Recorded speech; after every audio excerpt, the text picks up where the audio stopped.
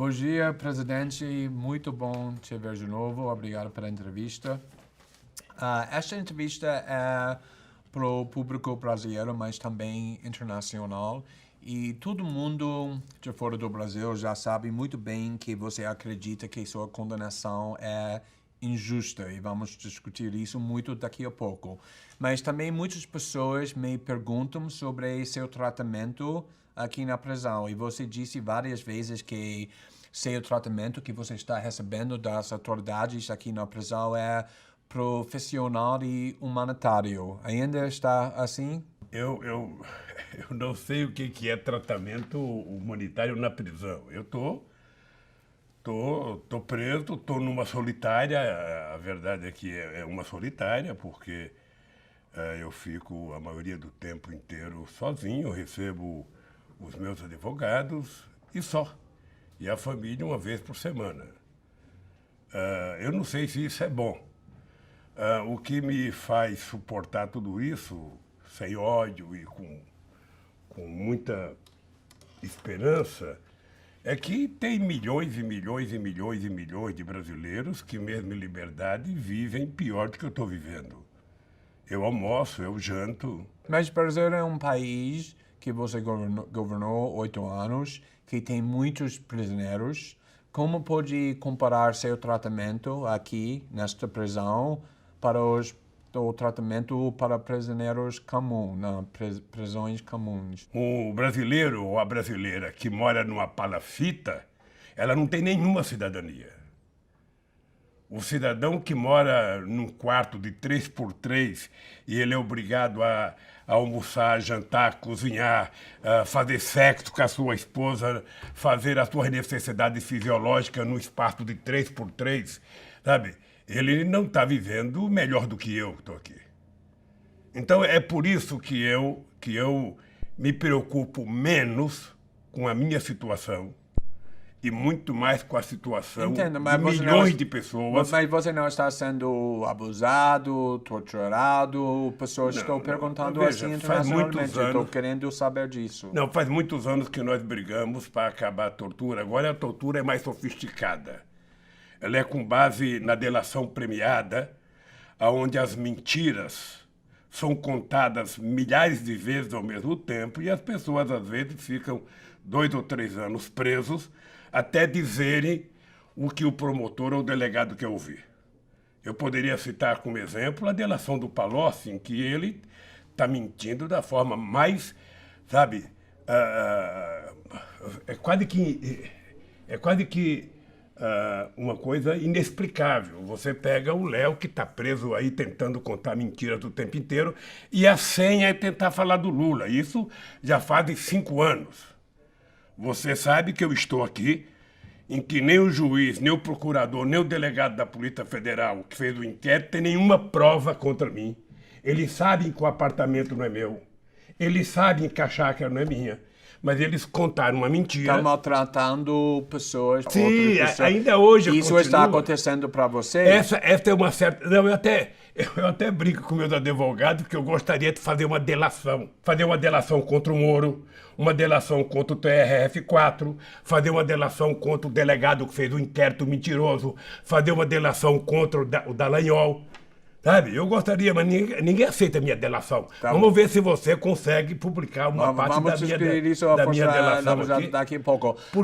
Porque há uma coisa, Glenn, há uma coisa que é preciso ficar claro. Me parece que essa frase é de um filósofo inglês, eu não sei o nome, de que a desgraça da primeira mentira é que você passa o resto da vida mentindo para justificar a primeira mentira. Você está lembrado, não sei se está lembrado, quando eu fui fazer o primeiro depoimento para o Moro. Na frente do Moro eu disse, você está condenado a me condenar. Porque é a quantidade de mentiras que vocês contaram sabe, num acordo feito entre a Lava Jato e a imprensa brasileira, porque a Lava Jato não seria o que é se não fosse a cobertura da imprensa, um conluio entre os meios de comunicação televisado, rádio e jornais, em que você tinha praticamente editores em cada jornal para receber as matérias em primeira mão antes dos advogados. Antes dos advogados de defesa receber qualquer notícia, a imprensa recebia. Então, graças a esse conluio, você construiu uma mentira. Então eu fico pensando todo dia e toda hora o seguinte: como é que a Globo vai utilizar o Jornal Nacional para dizer erramos, no caso do Lula? Na entrevista que eu fiz com você em 2016, você criticou duramente o Lava Jato, insistindo que era seletiva, uma operação dedicada a destruir o PT, como você disse agora também, mas depois disso, a Lava Jato colocou na prisão o Eduardo Cunha, que estava liderando o processo do impeachment contra Dilma, também assim como Michel Temer, que se tornou presidente, depois o Dilma foi impeachmentada, mas agora ele solta, mas voltou, depois solta, mas pelo menos está sendo processado, como Sérgio Cabral, o governador do Rio de Janeiro, e agora está agressivamente atrás do Aécio Neves, o adversário do centro-direita de Dilma na eleição de 2014. Depois de tudo isso, você ainda acha que Lava Jato foi criado só para destruir o PT? Glei, deixa eu lhe falar uma coisa. A Operação Lava Jato, ela foi seletiva durante grande parte do seu funcionamento. Você que é um jornalista estrangeiro e que pode fazer uma investigação com isenção, faça uma investigação quem foram os doadores do PSDB e quem foram os doadores do PT. Quanto recebeu o PSDB e quanto recebeu o PT. E os outros partidos, façam um estudo profundo, sabe, de forma isenta, e você vai perguntar por que só o Vacari foi preso por conta de finança partidária. Cadê os outros tesoureiros de outros partidos políticos? Mas a Aécio não está sendo processado? Mas a Aécio não era tesoureiro de campanha. Eu estou falando das contas da campanha para mostrar que houve um processo inicial de perseguição ao PT. Por quê? Porque era preciso tirar o PT do governo. E como eles não tinham conseguido tirar o PT do governo durante praticamente 4 eleições, era preciso criar condições objetivas para criar uma animosidade contra o PT. E, historicamente no Brasil, e acho que no mundo inteiro, essa animosidade ela cresce quando você acusa alguém de corrupção. Tá? Então, veja, para ficar muito claro, eu acho que se alguém roubar, deve ir para a cadeia, sendo do PT ou não sendo do PT, sendo católico ou evangélico, sabe? Roubou, tem que ir para a cadeia, julgou, apurou, sabe? Provou que roubou, vai para a cadeia. Esse é o Estado de Direito que nós queremos construir. Agora, o que eu estou desafiando são as pessoas que me prenderam, sabe, a mostrarem ao mundo uma única prova contra mim. Eu não estou pedindo nada. Mas você concorda que agora o Lava Jato está atrás de outros políticos, inclusive seus adversários na centro-direita? Glei, a Lava Jato, aos poucos, ela foi se transformando numa operação política a benefício de quem dela participa. Eu vou te fazer uma sugestão. Uma denúncia que você pode ajudar a investigar. Não faz muito tempo, nós fomos sabedores de notícias de que houve acordo feito no Departamento de Justiça nos Estados Unidos, em que o Dallagnol estava pegando para o Ministério Público, para a Operação Lava Jato, 2,5 bilhões de reais. Dos Estados Unidos. Dos Estados Unidos. Tá? Depois saiu uma matéria com autorização, assinatura do seu Moro, sabe, autorizando mais 6 bilhões e 800 milhões da Odebrecht, feito aqui no Brasil. E nós sabemos que tem acordos de dinheiro para a Lava Jato em várias outras empresas que agora eles não estão permitindo que se tenha acesso aos números. O PT, inclusive, está reivindicando junto à presidência da Câmara, para reivindicar junto à Caixa Econômica Federal, para que a gente possa saber quem é que fez acordo com a Lava Jato. Tá bom. Ora, na verdade, quando alguém faz um acordo desse e quer pegar 2 bilhões e meio de reais, ou 13 bilhões de reais, ou 6 bilhões de reais, essa pessoa está construindo uma máquina política, está formando uma quadrilha. Tá bom, quero te prometer que estamos já trabalhando com essas questões, investigando... Mas deixa, Gleice, Não, só para não parar pela metade, só dizer o seguinte, olha, Tá. olha, tudo que eu quero é que seja julgado o mérito do meu processo. Eu não quero nada mais do que isso. Eu queria que em algum momento os juízes se preocupassem em ter leitura das provas, tanto de defesa quanto de acusação. Você sabia que eu tive 73 testemunhas e que o Dallagnol não compareceu em nenhuma audiência? Ele criou aquela mentira do PowerPoint e desapareceu. Ele só fala com a Mira Leitão na Rede Globo de televisão e de vez em quando dá uma entrevista. E deve estar fazendo palestra para ganhar dinheiro. Sabe? Então, o que eu quero não é a convicção dele, o que eu quero é uma prova. Ora, se ele provar que eu tenho o que ele acha que tem, ora, não custa nada, eu estou desmoralizado perante a opinião pública. Não podemos resolver isso agora. Você tem suas acusações, quando- mas é uma Quando questão o PT das denunciou, provas. só para você saber, quando o PT denunciou o fundo do Dallagnol, o Dallagnol foi na Caixa Econômica e assinou um documento, sabe, para ser assenhorado o fundo. Ou seja, eu estou condenado sem ter nenhum fundo, sem ter nenhum dólar, nenhum real, e ele está livre, sabe, tentando pegar 2 bilhões e meio de dólares. Nós fizemos a denúncia ao Conselho Nacional do Ministério Público. Sabe quem vai julgar? O Conselho. O Conselho tem quem? 8 membros do Ministério Público. Então o resultado, qual vai ser?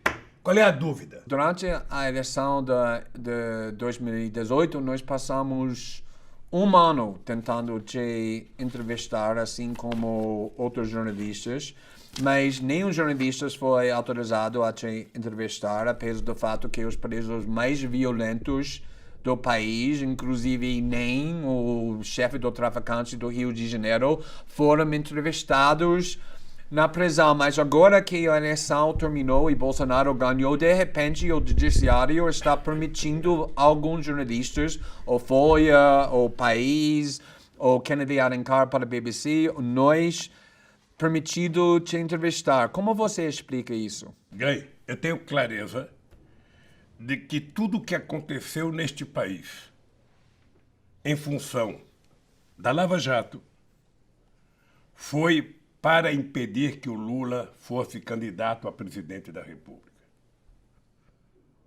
Hoje eu tenho muita clareza.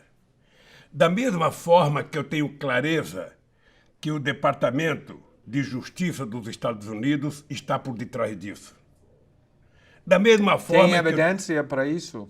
Hein? Tem evidência? Tem Eu provas? tenho só convicção. É por tudo. Da mesma forma que eu tenho, sabe, hoje, muita certeza de que o pré-sal está, sabe, envolvido em tudo que aconteceu comigo e com a Dilma. Ou seja, o golpe, a minha prisão, as denúncias. Veja, porque a Lava Jato ela poderia ter tido um papel importante punindo o empresário se é que ele roubou, mas permitindo que a empresa continuasse a gerar empregos, a pagar salário. Que a Petrobras não fosse quebrada, não fosse vendida, não fosse repartida como eles estão fazendo. Então, hoje eu tenho clareza que a liberação de eu dar entrevista, primeiro eu agradeço a vocês que reivindicaram na justiça.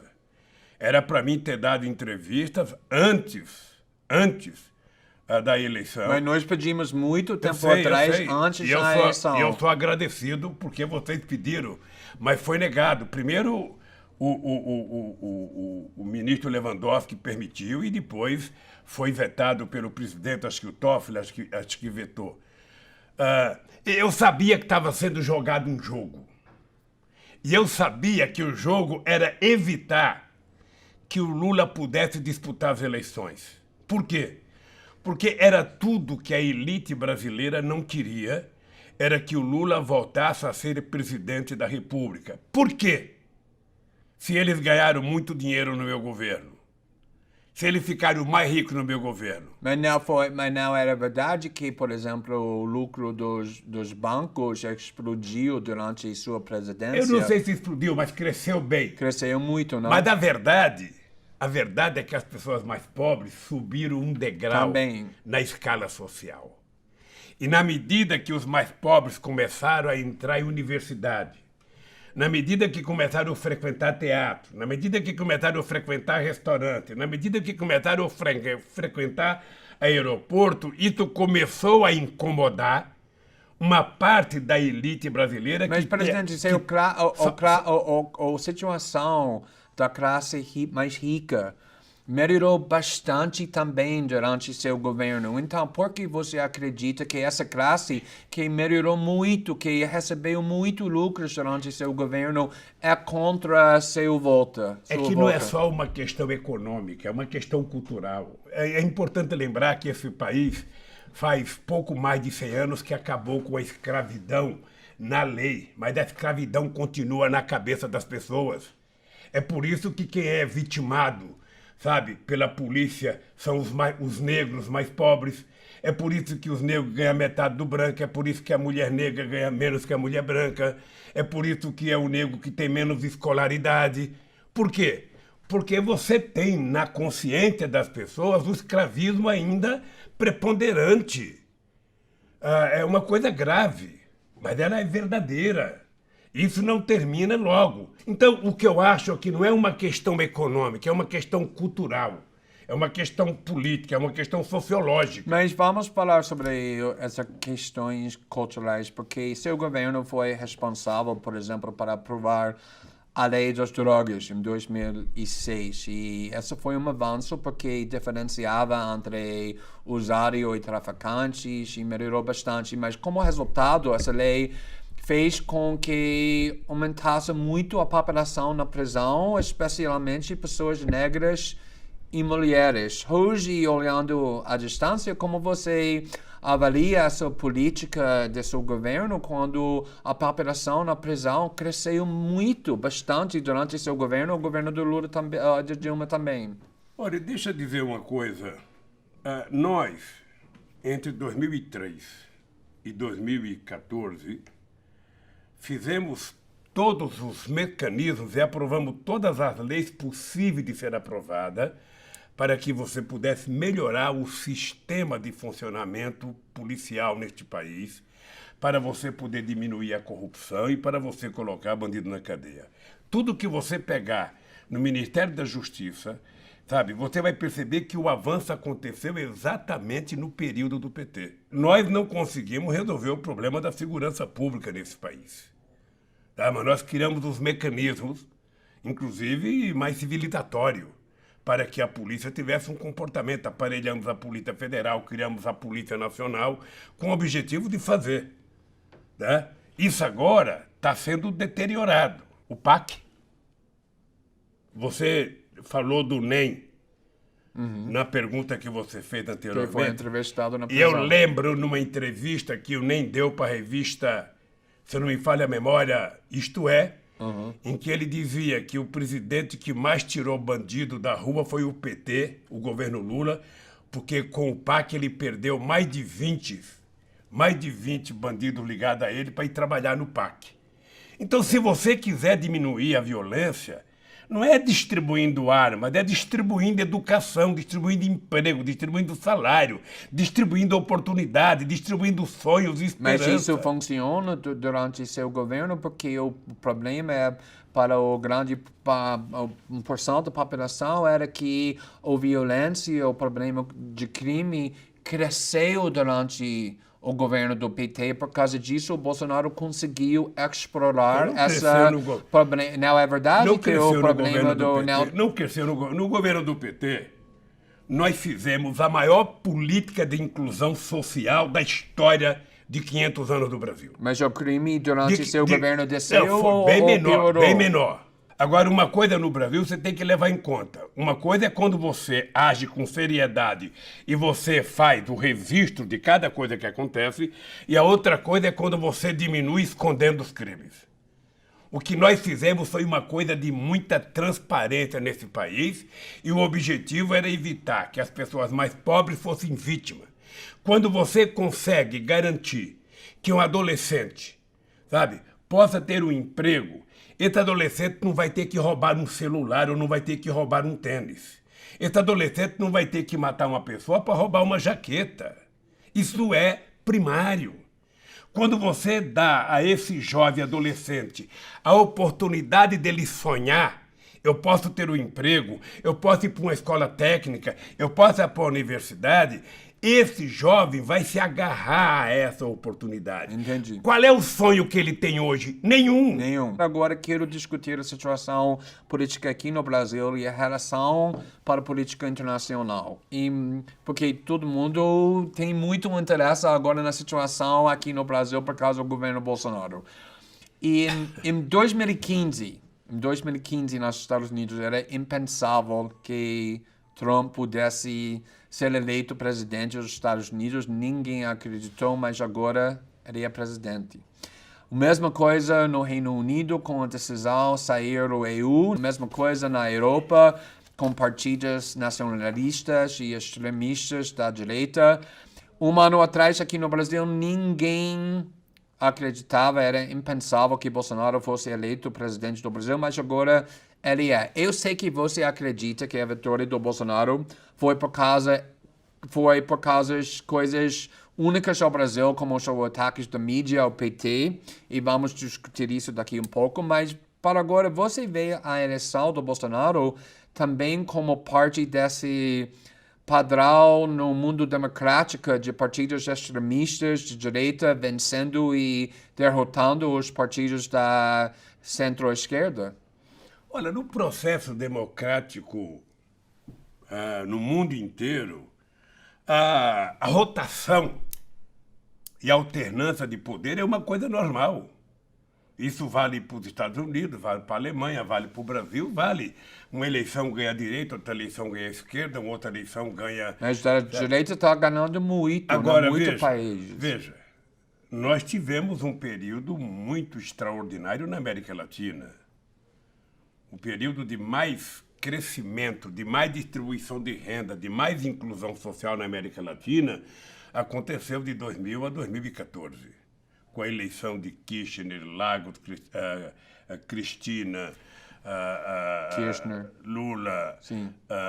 Evo Morales, Chaves, Rafael Correa, foi um momento de ouro da América Latina. Agora você está vivendo um momento da extrema-direita que estão fracassando de forma absurda. O Macri é um desastre na Argentina e ele é a solução. Tem um livro... Por que isso está acontecendo? Tem um livro do Mia Couto, que é um grande escritor moçambicano, que tem uma frase que é o seguinte: em tempo de terror, escolhemos monstros para nos proteger. Ora, quando você cria o ódio na sociedade, quando você cria a antipolítica, quando você tira a esperança de qualquer pessoa, sabe, nas instituições existentes, ou seja, qualquer coisa vale. Qualquer coisa vale. Eu sei que os americanos não acreditavam que o Trump tivesse a menor chance. E por que o Trump ganhou as eleições? Não foi por causa do Putin, como eles tentam falar. É por causa da mentira do fake news, como aqui no Brasil. Só por causa disso? Não, só por causa disso, por causa do desemprego, por causa da desesperança e por causa do discurso, sabe, do Estado Nacional forte, que é sempre uma coisa importante. né? Ou seja, quando o Reagan e Margaret Thatcher criaram a chamada globalização, na moda dos anos 80, era você falar que moderno era você ser globalizado, abrir a economia para todo mundo, deixar o capital transitar à vontade, embora o povo não pudesse transitar. Agora que a globalização começou a criar problemas para os países desenvolvidos, sobretudo para os Estados Unidos, o Trump encontrou um discurso fácil de falar. Os Estados Unidos para os americanos, emprego para os americanos. Mas, presidente, sobre Trump, né, nos Estados Unidos não é bem conhecido que tem muitas pessoas que votaram no Obama em 2008, 2012 e depois votaram no Trump em 2016. E aqui no Brasil temos a mesma coisa. Muitas pessoas que votaram em você e depois na Dilma votaram no ano passado no Bolsonaro. Como você explica isso? Eu posso te dizer uma coisa? Eu conheço razoavelmente bem a Hillary Clinton. Era muito fácil você encontrar uma pessoa mais popular do que ela. Para ganhar, ela não era uma figura simpática. Então a eleição do Trump se deveu ao fato dele ter um discurso correto para os operários brancos, sabe, da indústria automobilística que estavam ficando desempregados. Ele prometeu o óbvio emprego para o povo americano. Prometeu brigar com os chineses para o povo americano para gerar emprego. E isso fez ele ganhar as eleições. Olha, obviamente que pode ser que muita gente do Obama votou nele, como aqui no Brasil pode ser que muita gente que votava no Lula votou no Bolsonaro, até porque o Lula não era candidato. Se o Obama fosse candidato, eu não sei se os votos iriam para o Trump. O fato concreto é que eu não sei, apesar da performance extraordinária do Haddad, eu não sei se eu tivesse candidato, se as pessoas iriam votar, alguns eleitores do PT, votar no Bolsonaro. O dado concreto é que... Eu conheço muitas pessoas que votaram em você, depois na Dilma, depois no Bolsonaro. Então, talvez se eu fosse candidato, essas pessoas não tivessem votado no Bolsonaro. Porque, Glenn, você é jornalista e você sabe o que aconteceu no Brasil. Primeiro, você no Brasil sempre cria a política do pensamento único. O Fernando Henrique Cardoso teve 8 anos de pensamento único favorável, eu tive 8 anos de pensamento único contrário, depois a Dilma teve um pouquinho favorável, quando a imprensa tentava dividir a Dilma do Lula, depois não deu certo, aí passou a ser contra. E aí, quando se criou a ideia do impeachment, aí virou 100% contra. Você foi criando um clima de ódio na sociedade, tentando culpabilizar o PT por toda a desgraça do Brasil, sabe? E quando chega as eleições, não tinha nenhum candidato de direita, eu diria direita normal, porque o Bolsonaro, você poderia hoje comparar ele ao Nero, quando tocou fogo em Roma. O Bolsonaro já está há quase 5 meses no governo e você não ouviu a palavra ainda crescimento, desenvolvimento, investimento, geração de emprego, distribuição de renda. Essa palavra saiu do dicionário. A única coisa que você vê é gente apontando o dedo para você toda hora.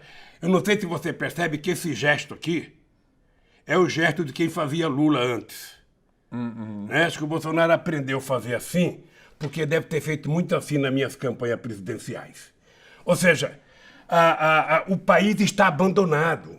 O país só se fala em corte e reforma da Previdência, prometendo à sociedade... Mas abandonando por quem? Porque em sua entrevista à Folha e ao País, você atribuiu a ascensão do direito nacionalista a fracassos do neoliberalismo.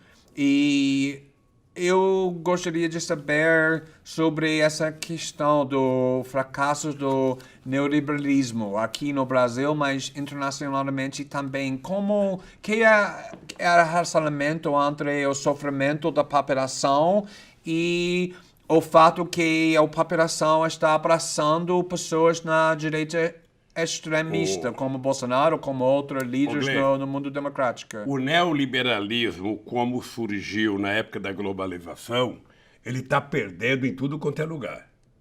E não está perdendo para a esquerda, ele perde para a direita. Perde para a direita. tá? Como perdeu para o Hitler, como perdeu para o Mussolini. Ou seja, nós tivemos 2 exemplos agora, que foram Espanha e Portugal, em que a esquerda voltou a ter uma ascensão no processo eleitoral. Mas mesmo na Alemanha, sabe, a Angela Merkel, que é uma senhora política muito forte, ela hoje, se não fossem os acordos com o SPD, ela não governaria a Alemanha. Mas também lá a direita extremista está crescendo. Eu sei, está crescendo no mundo inteiro, mas veja, eu acho que é um alerta para a esquerda. Tá? A direita não vai... Pode ficar certo que depois do Bolsonaro, que depois do Macri, a Cristina vai ganhar as eleições na Argentina. Pode ficar certo que aqui no Brasil a esquerda vai ganhar as eleições aqui na próxima eleição. Pode ficar certo que se o Evo Morales for candidato, ele vai ganhar na Bolívia. E assim em vários estados. Eu espero que os americanos tenham juízo e não permita a continuidade do Trump como presidente americano, porque não é um problema para os americanos. O Trump é um problema para o mundo. Ele tem que saber que, pela importância dos Estados Unidos da América do Norte com o mundo, ele não pode tomar decisões sem levar em conta os reflexos da decisão dele, sabe? No mundo. Ele não pode, ele tem que pensar antes de tomar decisão. Não pode ficar ameaçando guerra para tudo quanto é lado, ameaçando atacar, ameaçando... Chega! Chega de mentira como a do Vietnã, chega de mentira como o Iraque, chega de mentira como a Líbia. É preciso parar, o mundo precisa de paz. O mundo precisa de paz, o mundo precisa de escola, o mundo precisa de livro, não de armas, o mundo precisa de emprego. Eu às vezes, Glenn, fico irritado porque na reunião que nós fizemos do G20 em Londres, foi a primeira reunião que o Obama participou, a gente tinha tomado decisões importantes para enfrentar a crise de 2008. E uma das possibilidades era que os países ricos, na medida em que tinha diminuído o consumo interno, que eles facilitassem o financiamento para os países pobres se desenvolverem, se modernizarem, comprarem máquina nova, ter acesso a ciência e tecnologia. Isso não foi feito, voltou o protecionismo. Mas, presidente, isso é uma crítica comum para PT também, que embora você e Dilma tenham uma reputação e um passado político de esquerda, a forma que você governou era neoliberal e existem inúmeros exemplos citados do fato que já discutimos o lucro do banco que explodiu durante sua presidência, assim como o Partido Democrata nos Estados Unidos é financiado por Wall Street e pela Vale do Silício. O PT foi financiado pelas suas empresas mais ricas aqui no Brasil, Odebrecht, ou AS, JBS e muitos bancos. Você implementou uma reforma da Previdência em 2004, o Dilma implementou a solidariedade em 2014, a hidroelétrica de Beramonte, que os ativistas do meio ambiente e indígenas era contra, você cortou os impostos para pessoas mais ricas. Se você acha que a vitória do Bolsonaro foi causada pelos fracassos do neoliberalismo, você acha que o PT também construiu isso? Não, Glenn, eu não vou responder essa pergunta agora sem antes responder a quantidade de coisas que você falou do PT e do meu governo. Não, quero que você responda. É importante ter em conta o seguinte. Quero que você faz. É importante ter em conta o seguinte. É uma crítica comum, estou perguntando por causa disso. No meu governo, eu nunca disse que era um governo socialista. Primeiro, quando você ganha uma eleição, você tem que estabelecer qual é a correlação de forças que você vai ter para você poder executar as suas políticas. É importante lembrar, querido Glenn, que eu fui eleito presidente da República num parlamento de 513 deputados, eu tinha 91 deputados. O Bolsonaro tem 50. 51. Ele vai precisar muito mais do que eu construir uma correlação de força favorável para ser aprovada as coisas que ele quer. Não adianta ficar dizendo a velha política, a velha política é ele. Ele é um cara que teve 28 anos de mandato. Ele é a velha política. Eu sou a nova. Eu só tive 4 anos de mandato de deputado e não quis mais ser deputado. Ele teve 28 anos. Então, parar com essa bobagem de nova política e velha política. Parar com essa bobagem. Quem quer governar, governa com o que tem. Eu governo o país que eu tenho. Eu não governava a França, nem a Alemanha, nem os Estados Unidos. Eu governava o Brasil. E quando eu cheguei no governo, tinha 54 milhões de pessoas que passavam fome, que não tomavam café de manhã. E eu tinha assumido o compromisso que no término do meu mandato, cada brasileiro iria estar tomando café, almoçando e jantando. É por isso que eu, mesmo sendo o único presidente que não tem o curso universitário, e também não troco o meu por alguns que têm, sabe? Não troco o meu por alguns que têm, sabe? Sou o presidente da República que mais colocou estudante na universidade, que mais fez universidade federal, que mais fez escolas técnicas na história do país, que mais fez política de transferência de renda, que mais aumentou o salário mínimo, que mais fez assentamento do sem terra. Mas como Por pode quê? explicar o sofrimento da população que trouxe Bolsonaro na presidência Por que eu fiz isso? depois de 14 anos do PT? Por que eu fiz isso, querido? Por que eu fiz tudo isso? Sabe, que eu acabei de dizer. Porque eu entendo que se alguém quiser resolver os problemas do Brasil, alguém tem que utilizar a palavra povo. Alguém tem que olhar para as pessoas e enxergar um ser humano. As pessoas não podem enxergar um número. As pessoas não podem enxergar uma dívida. Você quer diminuir a dívida pública do Brasil? Faça a economia crescer. Você quer diminuir o déficit da Previdência? Gere empregos. Por que em 2014 a Previdência era superavitária? Porque nós criamos 20 milhões de empregos com carteira assinada. Porque nós legalizamos 6 milhões de microempreendedores individuais. Coloque a economia para funcionar. Só fala em corte. Ora, fala em crescimento, desenvolvimento. Olha para o povo. Não olha para os bancos. Olha, como é que você pode imaginar um país crescer tendo um presidente batendo continência para a bandeira americana? Não, mas estou perguntando porque era você que culpou a ideologia de neoliberalismo para o crescimento do Bolsonaro e outros extremistas. E estou tentando entender a diferença entre como você governou e o Dilma governou e essa ideologia. Quais diferenças você está vendo? Glenn, nós começamos a nossa entrevista, eu comecei dizendo que o grande problema do PT não foi o erro do PT. O grande problema do PT foram os acertos do PT. Ou seja, na América Latina, toda vez que apareceu um presidente que tentou fazer política social, ele foi derrubado. Todas as vezes. A elite brasileira e a elite de outros países não aceitam uma política de desenvolvimento que tem inclusão social. Então, o PT conseguiu fazer, isso não é dito por mim, é dito pela ONU. O PT conseguiu fazer a maior política de inclusão social da história deste país. É importante lembrar que no nosso governo foi o único momento na história em que os mais pobres tiveram um crescimento percentual acima dos mais ricos. Não que os ricos não ganharam, mas que os pobres cresceram percentualmente mais. Foi a única vez e começou a incomodar. Você deve ter ouvido no aeroporto do Galeão, no aeroporto de Congonhas, o aeroporto parece uma rodoviária.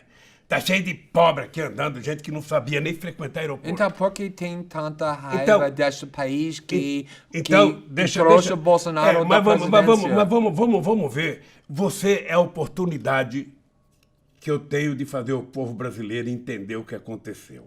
Veja, vamos pegar o Bolsonaro. O Bolsonaro teve 39% dos votos totais, não dos que votaram, dos votos totais.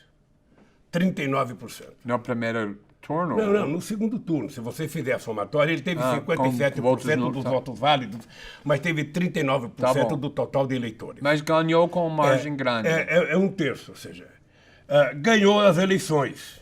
Ganhou as eleições, margem grande. Mas você tem uma maioria de pessoas que não votaram. Não votaram nele. Tudo bem? Tá? Pois bem. Por que votaram nele? Votaram nele, eu disse a frase para você e vou repetir aqui. Em tempo de terror, muita gente escolhe um monstro para se proteger. E as pessoas preferiram acreditar numa mentira chamada Bolsonaro, num homem que pregava o ódio, num homem que pegava a violência, num homem que não gostava de negro, num homem que não gostava de homossexual, num homem que não gostava de mulher, num homem que não gostava de pobre, um homem que falava que tinha que matar, sabe? E votaram nele. Por quê? Porque do outro lado era o PT, e o PT era o demônio. Quem sabe... Você veja uma coisa, Glenn. Eu, quando perguntado, sabe, muitas vezes eu dizia, foi Deus que não quis que eu ganhasse as eleições em 89. Por quê? Eu perdi em 89, perdi em 94, perdi em 98 e nunca fiquei zangado. Você nunca me viu nervoso porque perdi. Eu ia para casa me preparar para outra. Então, o ódio começou com a vitória da Dilma em 2014, não, começou com as manifestações de 2013 e foi consolidado com a derrota do Aécio, que começou a pregar a queda da Dilma, o ódio.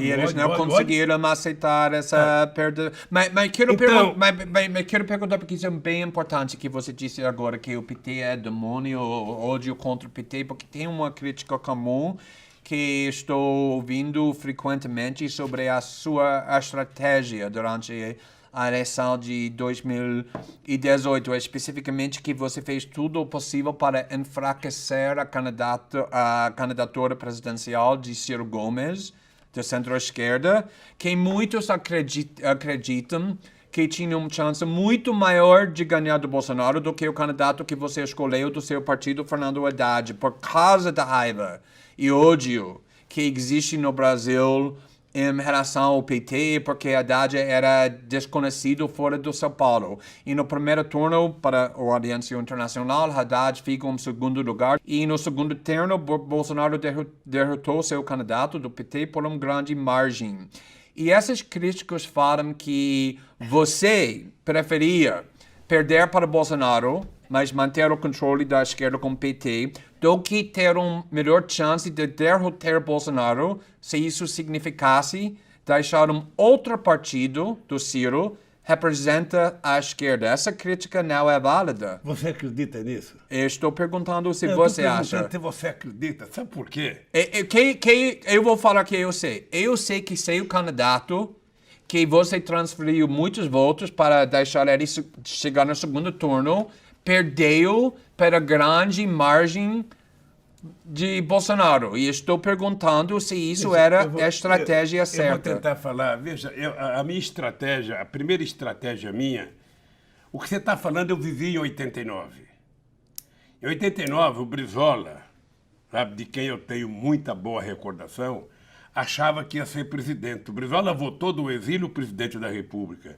E quando teve as eleições, fui eu que fui para o segundo turno. Você sabe que o Brizola chegou a pedir para que eu e ele desistíssemos para apoiar o Mário Covas? Eu falei, Brizola, mas se o povo quisesse votar no Mário Covas, teria votado. Por que não votou? Como é que eu vou ficar agora com os eleitores que votaram em mim? Eu vou desistir para apoiar o Mário Covas que perdeu? Ora, se o povo queria votar no Ciro no segundo turno, por que não votaram no primeiro? Porque você transferiu seu apoio para Haddad e não para Ciro. Não. E porque seu partido impediu ele também ser parceiro com PSB, abriu mão para a possibilidade de ser governador de Pernambuco por causa desse candidato muito popular do PT. Você sabe todas as críticas. Veja, o Ciro reclama porque o PT fez articulação política para trazer o PCdoB e PSB. O que ele queria que o PT fizesse? Que o PT, sabe, não fizesse nada? Ele queria que o PT não conversasse com o PSB? Mas foi você que disse que o PT é demoníaco, que era atacado muito. Deixa eu falar, o Ciro tem que aprender uma coisa. Isso em política é importante. Se você um dia for entrar na política, aprenda isso. Se você quiser que alguém goste de você, você precisa aprender a gostar da pessoa. Se você quiser que alguém te respeite, você precisa respeitar as pessoas. Olha, se o Ciro queria de verdade o apoio do PT, ele poderia ter conversado com o PT. Eu vou lhe contar uma história que você não sabe. e que ninguém nunca contou para ninguém, porque o Ciro nunca contou. Uma vez o Mangabeira Unga vai no escritório e fala assim para mim, olha, nós fizemos uma reunião com o Haddad e o Ciro. E nós conversamos do Haddad ser vice do Ciro. Eu falei para o Mangabeira, ô Mangabeira, você não acha que antes você deveria ter conversado com o PT? Ora, eu perdi 4 vezes, até chegar lá. O Ciro já perdeu 3, quem sabe ele perca mais uma. Se o Ciro quiser aliados, ele tem que saber conversar. Ele tem que saber convencer as pessoas. Ele tem que assumir compromisso programático. Tudo bem, com certeza o Ciro vai ouvir isso e... Não, eu acho, veja, o Ciro sabe da relação que eu tenho com ele. Eu sempre tive uma relação de muito respeito com o Ciro e sou agradecido ao Ciro de ter participado do meu governo. E vou lhe dizer mais, eu era contra o Ciro ser candidato a deputado e convidei ele para ser presidente do BNDES. Mas exatamente por causa disso, ele sentiu que ele tinha uma chance muito maior do que o candidato que você botou no segundo lugar, no segundo turno. Mas tudo bem, vamos... Mas deixa eu lhe contar mas, por exemplo, eu quero usar essa oportunidade para discutir um pouco sobre o desafio da esquerda internacional, porque é muito importante, porque você é uma das únicas grandes lideranças da esquerda dos últimos 20 anos que conseguiu vencer eleições nacionais em um grande país, alcançando os mais pobres e marginalizados. E acho que isso é bem importante para ouvir que você pensa sobre os problemas que a esquerda internacional está enfrentando, porque na maioria dos países do mundo democrático, inclusive aqui do Brasil, a esquerda está com grande dificuldade em atrair o apoio desses grupos, enquanto atraem o apoio dos classes mais ricas, com pessoas com mais educação formal, universitários. Eu quero saber o que falta à esquerda mundial e brasileira fazer, que você foi capaz de fazer, para se reconectar com o povo. Olha, eu em 2008, na crise econômica, eu descobri que o mundo estava sem liderança. Eu participei de muitas reuniões com os 20 principais presidentes dos países do mundo e eu notava que as pessoas estavam sem saber o que fazer. E a minha preocupação, por exemplo, com a União Europeia, era que a União Europeia tinha ficado muito burocrática, ou seja, não era os políticos que falavam, era a burocracia que falava, era a comissão disso, a comissão, tudo tem uma comissão para resolver e o político não decide. Eu achava isso muito ruim, sabe? E nos Estados Unidos, o Obama também não tinha instrumentos. Bem, o que eu acho que a esquerda tem que fazer? Eu acho que primeiro a esquerda precisa, sabe, tem esquerda que tem 100 anos de experiência, 150 anos de experiência, 80 anos, o PT tem 40 anos de experiência. E eu acho que a experiência do PT é muito exitosa. O PT, alguns dizem que o PT se distanciou do povo. Olha, o PT precisa eu diria, voltar, não às suas origens, porque você não governa para um partido, você governa para a sociedade. Quando você ganhar as eleições, você tem que governar para todo mundo. Você pode escolher preferencialmente quem é que você vai atender, mais ou menos.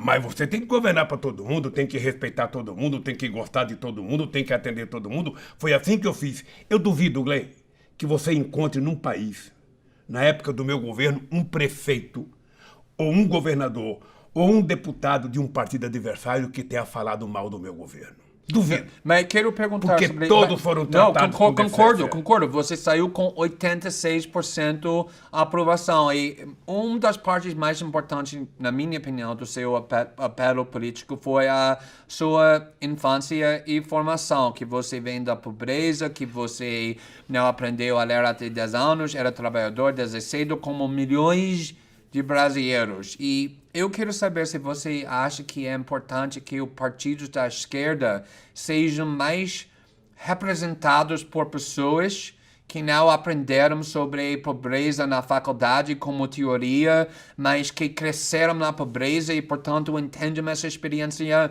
na pele, podem falar com credibilidade com o povo sobre pobreza, sobre essa experiência.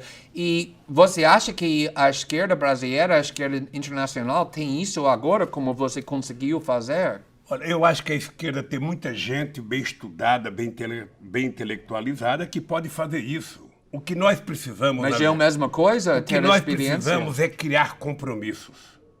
Não é possível você governar num país... Você está lembrado qual foi a atitude que eu tomei quando eu ganhei as eleições? Claro. Você está lembrado que eu coloquei todo o ministério num avião e levei todos os ministros para os 4 lugares mais pobres do Brasil? O que eu queria com aquilo? Eu queria que um Meirelles, que era banqueiro, eu queria que um Palocci, que era médico, eu queria que um Furlan, que era empresário, conhecesse uma palacita, que visse o homem e a mulher no mesmo lugar que eles defecavam, eles comiam. Eu queria que eles vissem a quantidade de meninas, sabe, com 2 ou 3 filhos, com pai desaparecido. Eu queria que eles vissem o Vale do Jequitinhonha, eu queria que eles conhecessem o mundo tal como ele é, não o mundo de Brasília. Então a esquerda ela tem que assumir compromisso. Você não vai conseguir governar se você não definir para quem que você quer priorizar. Para quem que eu vou governar?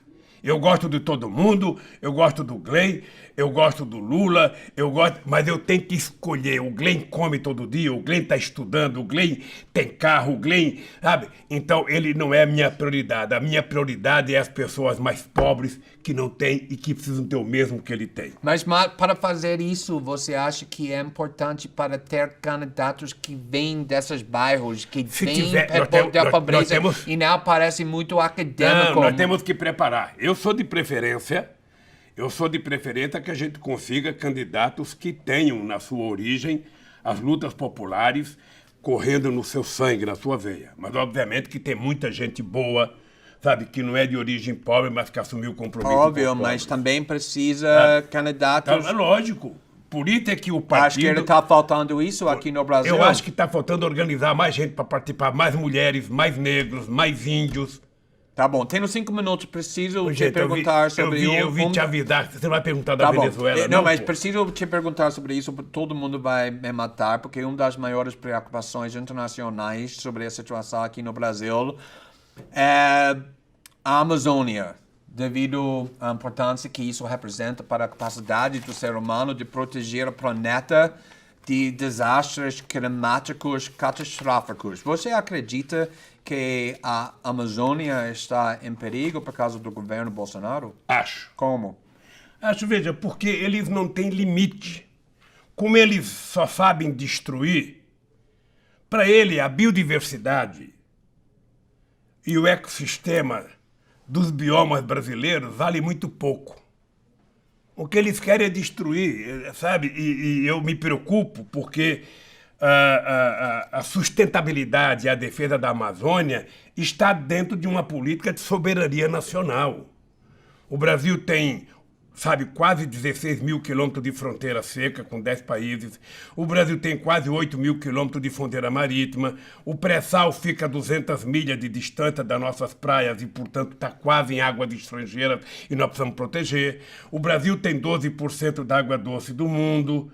O Brasil precisa, então, colocar, sabe, as nossas fronteiras, o nosso povo, a nossa floresta, a nossa fauna, a nossa biodiversidade, como se fosse um patrimônio da humanidade, mas subordinado à administração e aos interesses do Brasil.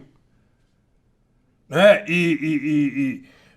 Colocar a questão da ciência e tecnologia, a indústria de fármacos pode ter na Amazônia uma fonte extraordinária de produção de soluções para N doenças no mundo.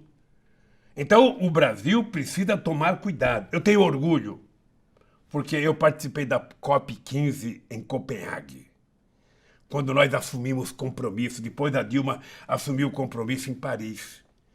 Ou seja, eu tenho... Mas você foi criticado também ao Marina Silva, cuja causa era meio ambiente do seu governo, um protesto. E agora todos nós somos mais conscientes sobre o perigo que nosso planeta enfrenta. Então, tem coisas que você teria feito diferente sabendo disso? Glenn, você sabe que eu descobri alguns valores da minha mãe quando ela morreu. Eu não sabia que eu gostava tanto dela. O fato da Marina ter feito uma crítica... A Marina foi ministra do meio ambiente. E deixa o seu governo. Ela foi ministra durante 5 anos. Ela não pode reclamar. Ela foi ministra.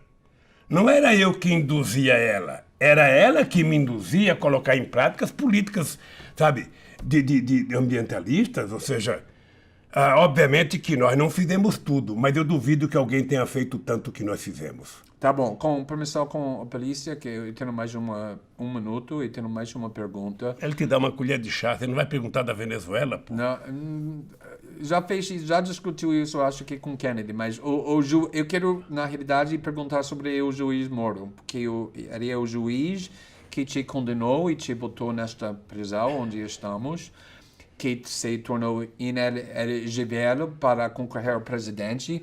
E foi depois tudo isso escolhido por Bolsonaro para ser ministro de Justiça, uma escolha que muitos consideram suspeita, sem não corrupta, ainda que a sentença de condenação tenha sido confirmado num tribunal superior. Esta semana tivemos uma nova revelação que Bolsonaro disse que prometeu a Moro a primeira vaga no STF.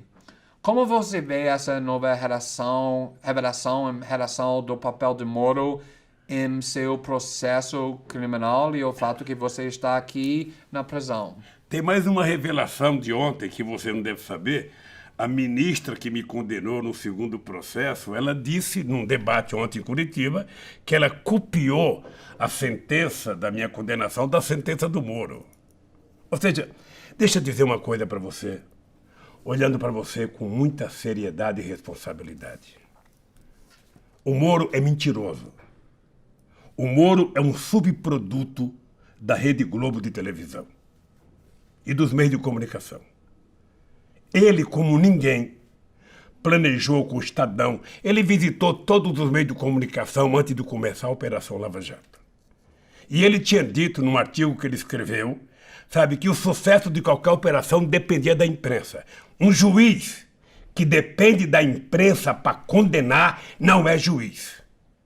Um juiz, para condenar, ele tem que condenar em função dos autos do processo, em função das provas, contra ou a favor que ele tenha.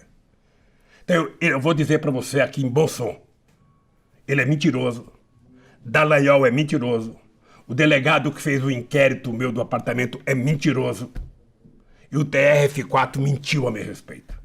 Não pensa que eu estou dizendo isso com prazer, não, porque eu sei quais são as consequências para mim. E para mim, tudo que eu desejo é que o Moro faça um discurso todo dia. Quanto mais ele falar, mas ele vai se comprometer.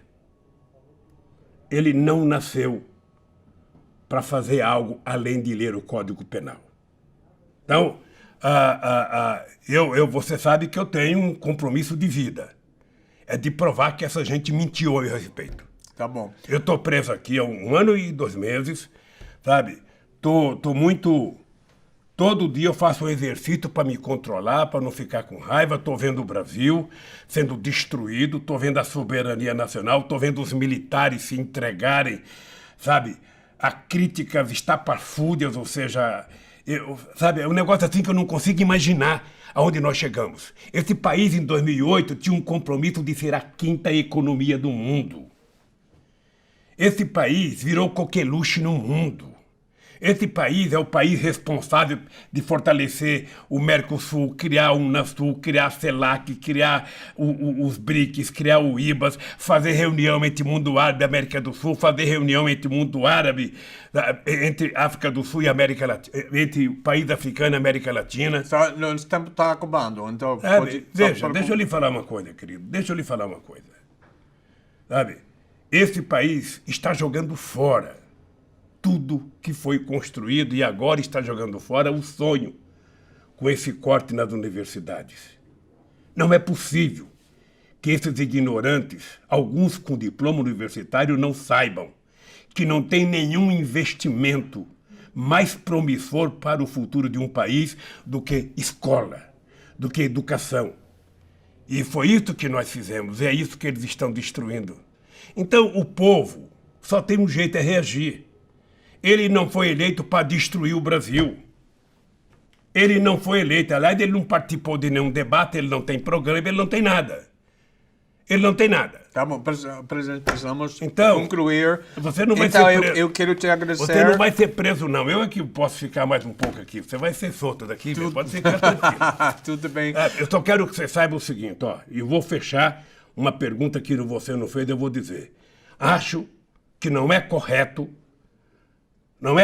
o tratamento que estão dando à Venezuela. A Venezuela, ela tem que ter soberania, tem que ter autodeterminação, e a Venezuela é um problema do povo da Venezuela e não um problema dos Estados Unidos. Trump cuide dos Estados Unidos e deixe de se meter onde não é chamado. Presidente, muito obrigado pela entrevista de novo, mais uma vez. Obrigado a você.